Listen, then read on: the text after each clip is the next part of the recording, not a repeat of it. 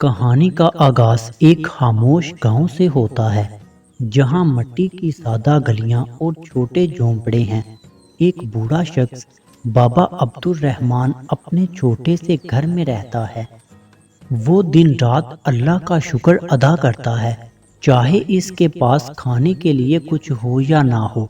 عبد الرحمن کہتے ہیں، یا اللہ، جو بھی تو نے دیا ہے تیرے کرم سے ہے، جو نہیں دیا وہ بھی میرے لیے بہتر ہوگا۔ بابا عبد الرحمن کے پاس زیادہ وسائل نہیں ہیں اور ان کے کھیت کی پیداوار بھی کم ہو گئی ہے۔ وہ اپنی روزی کمانے کے لیے چھوٹے موٹے کام کرتے ہیں، لیکن ان کے چہرے پر ہمیشہ سکون ہوتا ہے۔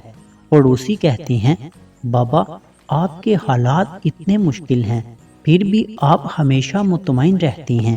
عبد الرحمن کہتے ہیں، بیٹا، اللہ نے وعدہ کیا ہے کہ صبر کرنے والوں کے لیے آسانی ہے۔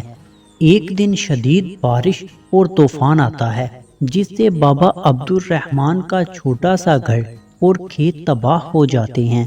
گاؤں کے لوگ ان کی مدد کو آتے ہیں، لیکن وہ پھر بھی شکر ادا کرتے ہیں۔ عبد الرحمن کہتے ہیں، یہ سب اللہ کی مرضی ہے، وہی بہتر جانتا ہے۔ گاؤں والے کہتے ہیں، بابا، آپ کیسے اتنے پرسکون رہ سکتے ہیں؟ عبد الرحمن کہتے ہیں، اللہ کبھی اپنے بندے کو تنہا نہیں چھوڑتا۔ چند دنوں بعد گاؤں کے قریب سے ایک تاجر گزرتا ہے جو عبد الرحمن سے ملتا ہے۔ تاجر ان کی باتوں سے متاثر ہو کر ان کی مالی مدد کرتا ہے اور ایک نئی زندگی شروع کرنے کے لیے انہیں وسائل فراہم کرتا ہے۔ تاجر کہتا ہے، بابا، آپ کا ایمان میرے دل کو چھو گیا ہے، یہ پیسے لیں اور اپنی زندگی کو دوبارہ شروع کریں۔ عبد الرحمن کہتے ہیں، یہ سب اللہ کا کرم ہے اور آپ کا دل بھی اللہ نے نرم کیا ہے۔ عبد الرحمن اس مدد سے اپنا کھیت دوبارہ آباد کرتے ہیں اور گاؤں کے دیگر ضرورت مند لوگوں کی بھی مدد کرتے ہیں۔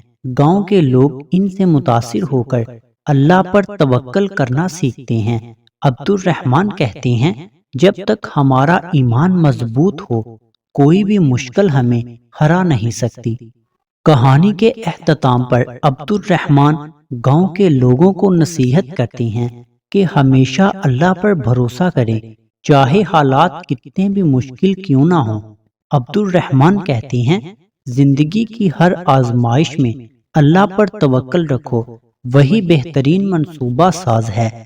گاؤں والے کہتے ہیں، ہمیں آپ سے یہ سیکھنا چاہیے کہ صبر اور ایمان ہی کامیابی کا راز ہے۔ یہ کہانی ہمیں یہ سبق دیتی ہے کہ اللہ پر توکل اور صبر ہر مشکل کو آسان بنا سکتا ہے۔ صبر کرنے والوں کے لیے اللہ کی مدد ہمیشہ موجود ہوتی ہے۔